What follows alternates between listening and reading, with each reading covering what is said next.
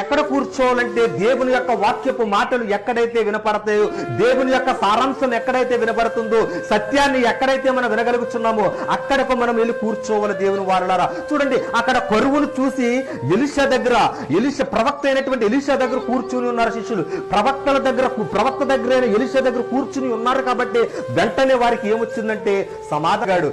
నేటి కాలంలో చూడండి, ప్రజలు ఏం చేస్తున్నారంటే ఎక్కడెక్కడో తిరుగులాడుతూ ఉన్నారు. అక్కడ అది ఉంది, ఇక్కడ ఇది ఉంది, లేకపోతే అక్కడికి వెళితే ఇది జరుగుతుంది, ఇక్కడికి వెళితే ఇది జరుగుతుందని మనుషులు ఏం చేస్తున్నారంటే తమ హృదయ ఆలోచన చెప్పున తమ సొంత. చూడండి, అక్కడ శిష్యులు వచ్చినటువంటి కరువు యొక్క సమస్యను బట్టి ఎక్కడ కూర్చుని ఉన్నారంటే ఎలీషా ప్రవక్త దగ్గర 46లో ఉంటుంది దేవుని వల్లరా. యేసు ప్రభు ఎక్కడ కూర్చున్నారు? బోధకుల దగ్గర కూర్చున్నాడు. బోధకుడు అడిగేటువంటి ప్రశ్నలకు ఏం చేస్తున్నారు? ప్రభు వారు సమాధానం ఇస్తూ ఉన్నారు దేవుని వారలారా.